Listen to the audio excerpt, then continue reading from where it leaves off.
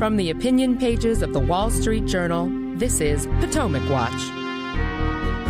President Biden says the U.S. stands with Israel after this weekend's invasion by Hamas, while confirming that American citizens are being held hostage and warning other countries not to take advantage of the moment. Welcome, I'm Kyle Peterson with the Wall Street Journal. We are joined today by my colleagues, columnist Bill McGurn and editorial board member Kate Batchelder-Odell. Let's start with a clip of President Biden. This is from some remarks he gave at the White House shortly after the 2 o'clock hour on Tuesday afternoon. There are moments in this life, and I mean this literally, when the pure, unadulterated evil is unleashed on this world. The people of Israel lived through one such moment this weekend. The bloody hands of the terrorist organization Hamas, a group whose stated purpose for being is to kill Jews. This was an act of sheer evil. More than 1,000 civilians slaughtered, not just killed, slaughtered in Israel. Among them, at least 14 American citizens killed. Bill, what did you make of the president's remarks this afternoon? I guess for my part, I give him some credit for some moral clarity there. Yeah, I mean, the president, that's part of his job, to signal where the U.S. stands and to send a signal not only to the domestic audience, but to the world. And President Biden unequivocally stated it was evil and that we stand with Israel, we have their backs. That so far is good. As someone who used to write those speeches on the Iraq War with Bush, I'm used to, then they go out and they're torn apart by people. So what I would say is the words are good, but what matters is the actions that back them up. The bad guys out there, Iran, North Korea, China, and so forth, Hamas, Hezbollah, they're all hearing, don't try to take advantage of this, don't escalate, you'll regret it. But very few specifics, apart from moving ships in the area, very few specifics about what we would do. And so I reserve judgment until the president backs up what he's saying. We'll have to see what the actual policy is. CNN is citing some reports from Israel's army radio saying that the death toll, those killed in Israel by Hamas, is up to 1,000, including now 14 Americans. Israel has gathered 300,000 troops called up and has begun retaliatory strikes on Gaza positions. Kate, I agree with Bill here that the other thing that struck me from President Biden was a lack of or else. And I'll start with a couple of stories here of Americans in Israel. This is from the Seattle Times. Chaim Katzman received a doctorate from the University of Washington, wrote a dissertation on religious Zionism in Israel, 32 years old, living in a kibbutz in southwest Israel, according to a neighbor and friend who was with him when he died. She said she was hiding with him in a closet when Hamas militants burst through the door and shot him. This is from CNN. It cites Adrian Neta, who missing from a kibbutz, American citizen, reportedly born in California. Here is a family member. Both my brother and my sister were on the call with her as the terrorist barged into her home, and we heard a little bit of screaming, and that was our last contact with her, unquote.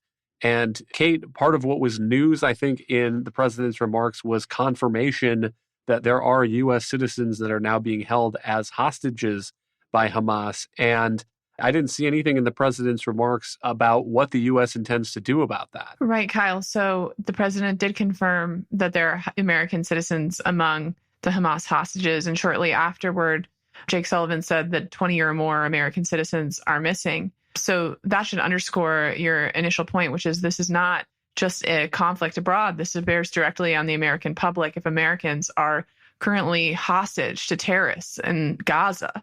I think we haven't heard from President Biden exactly how we would handle that. Jake Sullivan says we're not currently sending forces to Israel.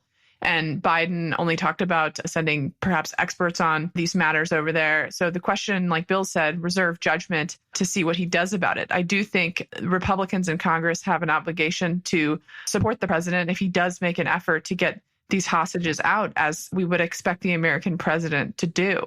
So that, I think, is all we know at this point. We wouldn't expect the president to announce a covert action of any kind in advance anyway. So to Bill's point, I reserve judgment.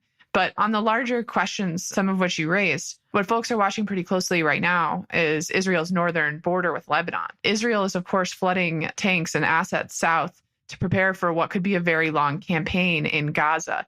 If Israel aims to finish the threat from Hamas, that will be a long and difficult campaign that will require committing significant assets. The reason why the northern border is potentially perilous is trading volleys with Hezbollah. And one thing I think our listeners should understand is that Hezbollah is much more heavily armed than even Hamas. Hezbollah has an arsenal of missiles that have much longer range, better precision, are more deadly than the rockets that we see from Hamas. There's a potential for a second front in this war that I think that is what Biden is speaking to when he says, if anybody is thinking about exploiting this opportunity, don't. That was a stronger statement than what we heard from him over the weekend, which was more closer to the world is watching. We have since flowed a carrier strike group into the region to hopefully communicate that message more clearly. But the question is still yet what Biden will do if required to act. Let's play that clip of Biden. And I think the criticism I voiced a moment ago holds a lack of or else on this too. This is his warning to other adversaries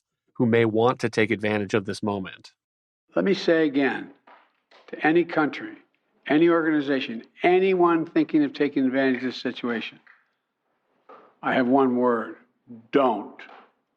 Don't. Bill, to my mind, the phrase that pops up here is speak softly and carry a big stick. And it's true that President Biden sometimes speaks softly, but I think the question is, where is the big stick? Well, on the one hand, you can understand that he doesn't want to give away all of what we're doing if that requires some secrecy and so forth. But he could have announced a couple more steps like freezing that $6 billion. John Kirby said it could be frozen today. Why isn't it? And a whole bunch of things of placing assets in the region. Look, I think the biggest thing is kind of the flip side of what Kate's talking about. Over the weekend, America saw a war break out in Israel. But now with the killing of American citizens and the taking of American hostages, it's pretty clear that Iran's making war on us. And frankly, it's been doing so a long time. Way back since 1980, when they took the hostages, they killed an FBI agent recently, about 20 years ago, who went into Iran. And this is just the latest. So I think people want to see what's going on. I bet it weighs heavily on Joe Biden. If you remember the original hostage crisis, the failed military rescue attempt. And that failed because they put so many limitations on the military to go get them. So he's not going to announce we're going to go get the hostages. But I think there has to be some ramifications and some ramifications for Iran. You can't just use a proxy to kill Americans and then throw up your hands. I had nothing to do with it. I think Joe Biden is in a very tough position now, and probably a little tougher is because I'm not sure his whole party is with him on what he said today. Kate, how much of a signal is it to send this carrier group, the USS Gerald Ford, toward the Eastern Mediterranean? That's a serious vessel, though I guess the question as always is whether the president in the U.S. is prepared to use it.